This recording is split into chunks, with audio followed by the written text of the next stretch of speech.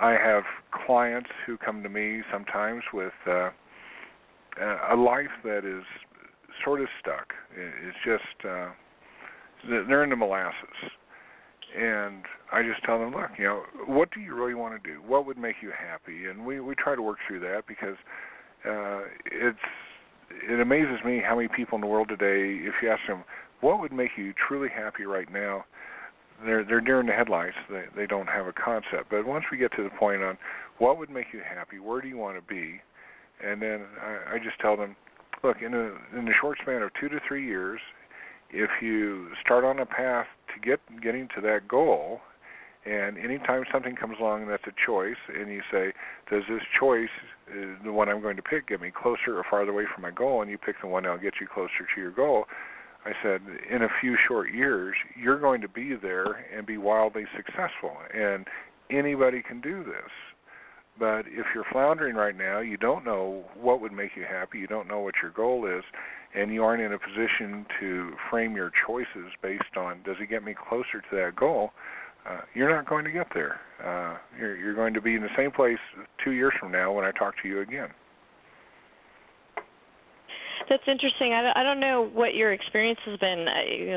And I'm curious to hear some of my experience around working with clients and goal setting and happiness is that if we're setting goals to be quote unquote happy, that goal is constantly going to elude us.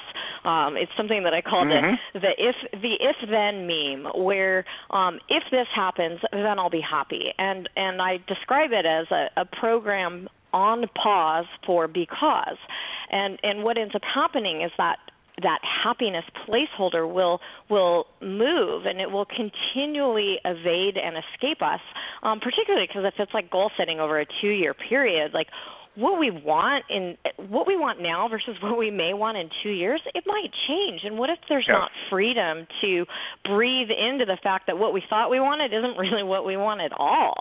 And so I like to play around with, rather than happiness as an external placeholder that's outside of us, to get really clear on what authentically brings us joy, because joy is a facet of heart-centered awareness, and it's something that occurs when we connect to our hearts and when we connect to ourselves, and it's not dependent upon situations and circumstances. Like, I've had access to my joy through some really sucky experiences, and it's simply maintaining that authentic connection to oneself. And what I've found through the years is that when we connect to and access our joy, well, then that which is happiness as an external reflection tends to naturally follow, and it will flow in a way that doesn't feel rigid or feel like it's this moving target that we're continually chasing after.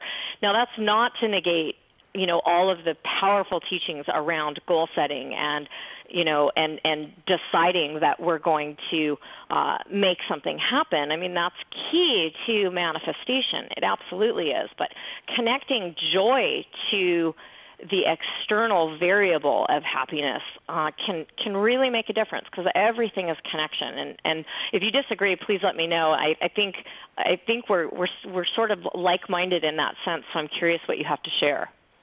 Well, I think we're phrasing it in somewhat different ways, but I end up with a number of clients who haven't been moving anywhere, and their lives don't have happiness, they don't have joy, they have fear, they have despair, and they just cannot conceive that there's any way that there's a light at the end of the tunnel. And so it's working with them to try to help them find a path, anything that will start them on the path to joy, happiness, a sense of accomplishment, those types of things, rather than just kind of being at the bottom of the well and stuck in the mud, so to speak. Yeah, I liked your description of molasses. I talk about it as tar, and I call it true authentic relating, and it can really be sticky. like when you need to ask yourself, why am I perceiving myself to be stuck, and why can't I pull out of this vortex of no change? that can be sticky. But within the stickiness, within the molasses, it's the sweetness and it's the cohesiveness of grace that enables us to move in a new direction. So sometimes it's right there in it's in the mucky muck, interestingly enough. So your molasses is my tar. Well, mine's better for blood sugar. Well, or it takes muck to grow a lotus, right? Yeah, or as I say, and this is not going to sound spiritual, but our poop is fertilizer for magnificence, and it is. It's the yucky stuff in our life it can serve as a springboard to create a trajectory into something really magnificent. I mean, we were talking about some experiences before we got on the show, about being diverted from our path through, certain antagonists in our lives, and it ended up being we'll call it the cliche, a blessing in disguise. And I think our listeners can relate. There's always been these times in our life when a door closes and 12 other doors and windows open and all the walls come down, and we experience something that's far beyond what we could have conceptualized when we were going through the turmoil or stuck in the molasses. Absolutely. Well, I know we've all had those experiences where, and this is how to reframe it is, okay, so the door gets closed on you, and if you just stand there and keep banging on the door or scratching at the door rather than looking around, then you're going to see the other doorways that have opened that you're referring to. So we can get too focused on, okay, I just lost my job. This is the only work I can do. Therefore, I'm going to be on unemployment because I can't find anything else that uses my skills. Those types of judgments. And once again, there may be tons of opportunities out there, and so many different ways. Well, it's really interesting, and one of the things that I teach about is that synchronicity is happening all the time. And when a door is closing, we might label it or relate to it as, the universe said no, but it could also be you, as you are the universe, orchestrating a shift in direction to move you into something that you don't have a reference for yet based on your limited level of awareness. And so, every single thing that happens to us it's all part of the great diverse tapestry of the interconnectedness of our nature and the universe itself. So even when, a door is slammed, we lose a job, even when these things appear to happen to us, they are opportunities. They suck when you're going through them. I'm not going to poo-poo that, and they don't have to suck when you're going through them. Recently I've been going through an experience where I'm really trying to understand the why of it, because I too was a very curious child. Like, for me, someone would tell me to do something, and I would always come back with why. Tell me why. I need to know why. I always need to know why. And so there's this pattern that's been unfolding for quite some time in my life, and I haven't seen the great aha why yet.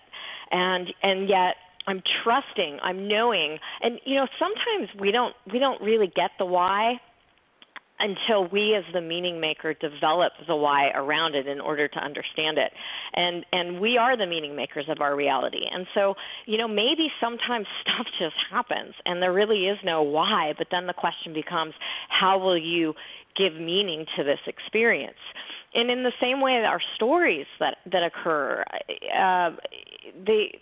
how much meaning do we put into those stories? Because sometimes we can get shackled to our stories such that we never really overcome them.